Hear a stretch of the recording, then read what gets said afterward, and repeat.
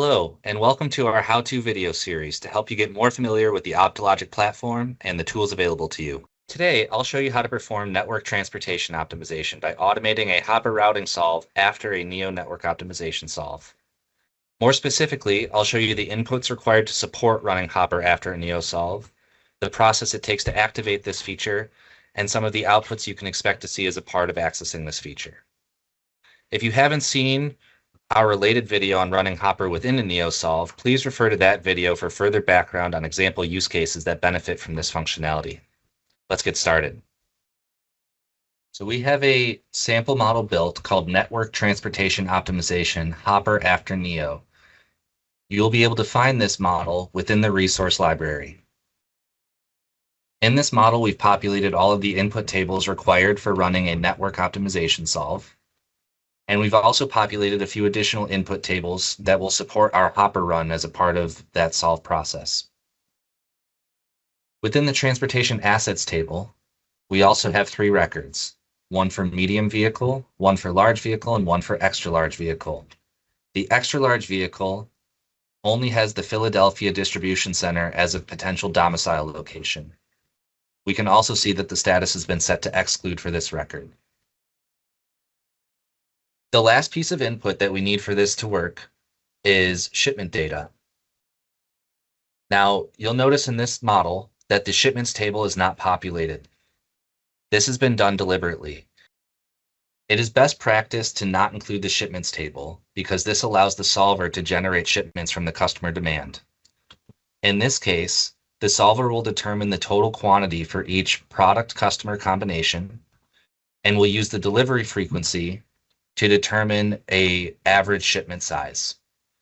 When leaving the delivery frequency blank, as we have in this model, we assume that it is a weekly delivery, meaning it will take the total quantity divided by 52 for each week in the year.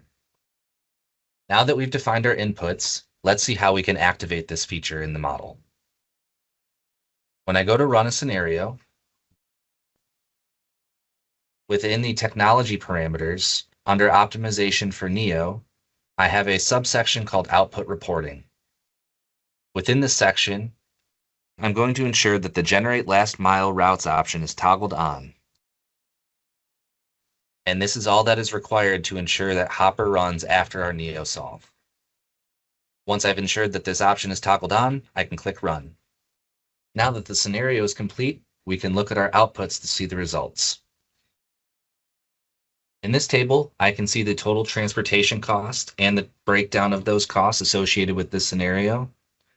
I can also see that I have a total undelivered quantity of almost 7,000 units. To investigate this further, I'm going to open the transportation shipment summary.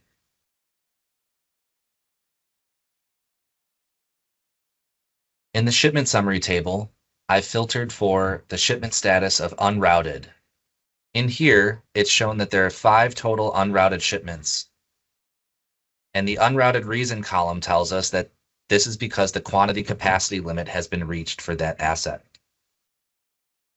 If you'll remember, we included an extra large asset in our input tables and had that set to exclude. Let's look at what happens when we include that extra large asset.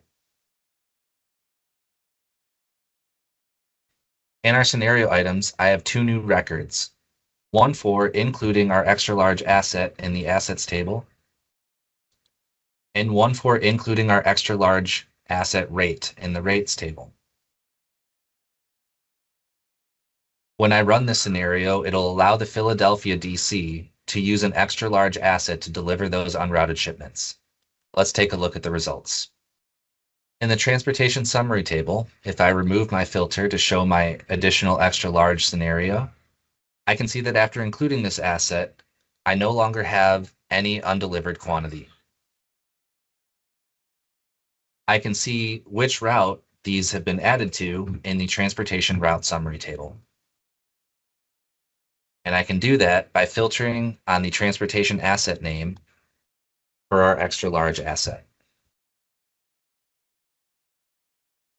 Here, those previous 5 shipments that were originally unrouted have now been included on this extra large vehicle asset. Finally, we can see this represented in a map as well. Within this model, we have a comparison map built that shows you the difference between these two scenarios. On the left, we have the original scenario where those shipments went unrouted. And on the right, we have additional routes that are now using that extra large asset. I hope you found this helpful, and please don't hesitate to reach out to support@optologic.com if you have any questions. Thank you.